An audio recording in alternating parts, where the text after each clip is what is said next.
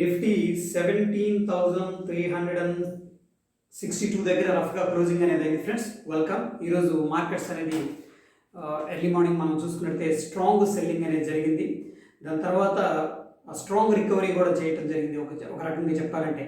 But friends, ఈరోజు మనం observe చేస్తే ఒక నిఫ్టీలో చూస్తే లాస్ట్ 2 days నుంచి కూడా ఒక స్మాల్ క్యాండిల్స్ ఫార్మేషన్ జరుగుతున్నాయి. జనరల్గా ఏంటంటే ఈ స్మాల్ క్యాండిల్స్ ఏం రిప్రజెంట్ చేస్తాయంటే మనకి అక్కడ కన్సోలిడేషన్ రిప్రజెంట్ చేస్తుంది, లేదంటే అక్కడ నుంచి కూడా మళ్ళీ ట్రెండ్ రివర్స్ కూడా తీసుకునే అవకాశం ఉంది. సో ఆల్ టైమ్ హై దగ్గర ఉన్నాం. అగైన్ ఇది పాజిటివ్ సైన్ ఓవరాల్గా. బట్ ఏంటంటే కొద్దిగా జాగ్రత్తగా ఉండాలి. లాస్ట్ కపుల్ ఆఫ్ డేస్ నుంచి కూడా మార్కెట్ అనేది అక్కడ స్ట్రగుల్ అవుతుంది.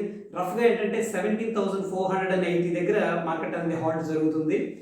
ఈరోజు సెల్ ఆఫ్ జరిగినప్పుడు కూడా స్ట్రాంగ్గా రికవరీ అనేది కూడా కనిపించింది ఫ్రెండ్స్. ముఖ్యంగా ఏంటంటే ఈరోజు టాప్ డ్రాక్ చేసిన కంపెనీల్లో ఐటీ కంపెనీస్ అని చెప్పొచ్చు. అదేవిధంగా ఫ్రెండ్స్, మనకి ఒక స్టాక్ అనేది మన పోర్ట్ఫోలియోలో లాంగ్ టర్మ్కు హోల్డ్ చేసుకోవాలంటే డెఫినెట్గా దాన్ని ఏంటంటే ఫస్ట్ మనం రిలయన్స్గా తీసుకోవచ్చు. కోర్స్ మనకి ఆ స్టాక్ మార్కెట్ ఓవరాల్గా చెప్పాలంటే ఒక చిప్స్ ప్యాకెట్ లాంటిది. దాంట్లో ఎయిర్ ఎక్కువగా ఉంటుంది, చిప్స్ కొంచెమే ఉంటాయి, అంతే కదా. సో ఎందుకు ఇది చెప్తున్నానంటే ముందు రిస్క్ తెలుసుకోండి. మనం ఇప్పుడు రిలయన్స్ కావచ్చు, మన హెచ్డిఎఫ్సి బ్యాంక్ కావచ్చు, ఏంటంటే దాని యాక్చువల్గా దానిలో ఉన్న వాల్యూ ఏంటంటే ₹1 అనుకోండి, మనం 30 times 40 times అనేది రిస్క్ అనేది చేస్తూ ఉంటాం. That is all about stock market. Okay.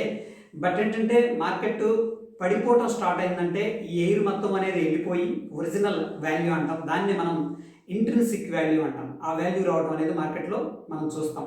ఎప్పుడైతే ఈ డిప్ బైలో మనం యాడ్ చేసుకుంటామో మనం ఏంటంటే మంచి రిటర్న్స్ అనేది వచ్చే అవకాశం ఉంది. ముఖ్యంగా మనం మాట్లాడుకోవాల్సింది ఏంటంటే టెక్నికల్గా చెప్పాలంటే ఏదైతే మంచి స్టాక్స్ అనుకుంటున్నామో వాచ్ లిస్ట్ అనేది పెడదాం. ఆ వాచ్ లిస్ట్ పెట్టుకొని మార్కెట్ తగ్గినప్పుడు వాటిని యాడ్ చేసుకునే ప్రయత్నం చేద్దాం. అయితే ఫ్రెండ్స్, నాకు నచ్చిన బెస్ట్ స్టాక్ ఏంటంటే ఇప్పుడున్న సిచ్యువేషన్స్లో రిలయన్స్ ఇండస్ట్రీస్.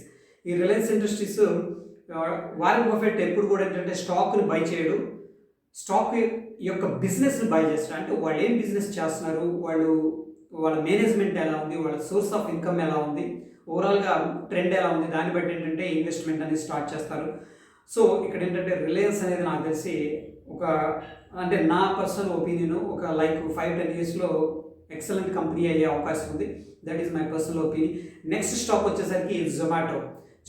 నేను ఏంటంటే ఇది public trading company. I mean ఏంటంటే ఎక్కువగా సర్వీస్ ఓరియంటెడ్.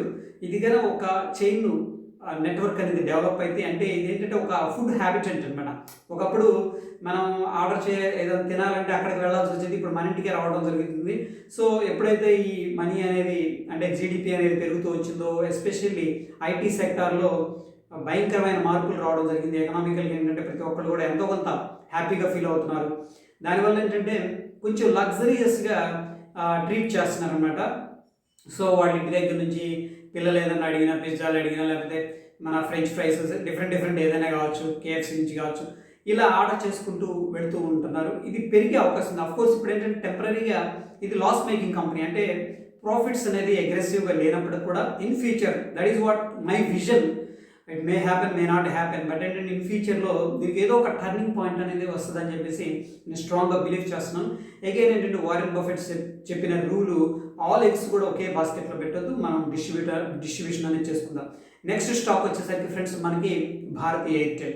ఈ 3 స్టాక్స్ అనేది మనం అగైన్ ఏంటంటే మన పోర్ట్ఫోలియోలో యాడ్ చేసుకుందాం.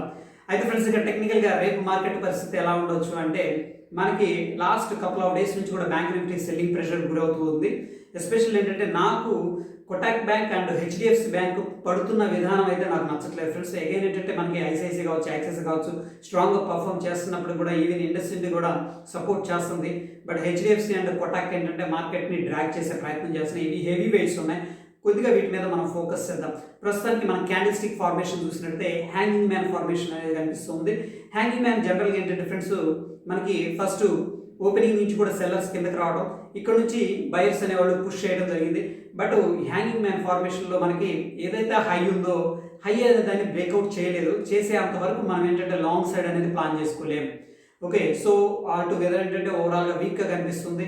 అదేవిధంగా నిఫ్టీ అగైన్ ఏంటంటే మనకి వెరీ స్ట్రాంగ్ క్యాండిడేట్. ఓవరాల్గా ఇండెక్స్ గురించి మాట్లాడితే చాలా మంచి పొజిషన్లో ఉంది. But the way of selling అనేది ఈరోజు మనం చూసినట్టే మన ఐటీ సెక్టార్లో హ్యూజ్ ప్రాఫిట్ బుకింగ్ అనేది చేసుకోవడం జరిగింది. సో ఈ సినారియోస్ని చూస్తూ ఉంటే మనకి కొద్దిగా కన్సోలిడేషన్ని ఎక్స్పెక్ట్ చేస్తున్నాను. అంటే స్ట్రాంగ్ డ్రాప్ లేదు, at the same time strong upside momentum కూడా లేదు. ప్రస్తుతానికి ఏంటంటే ఒక కన్సోలిడేషన్ ఫేజ్లో ఉన్నామని నాకు అనిపిస్తుంది. అది ఫ్రెండ్స్ ఈరోజుకి. రేపటి రోజు ఏంటంటే మనం ఎప్పుడు కూడా ప్రెడిక్షన్ చేయడం కంటే కూడా ఏంటంటే మార్కెట్ని ఫాలో అవడానికి ట్రై చేద్దాం. Stay tune. ధన్యవాదాలు.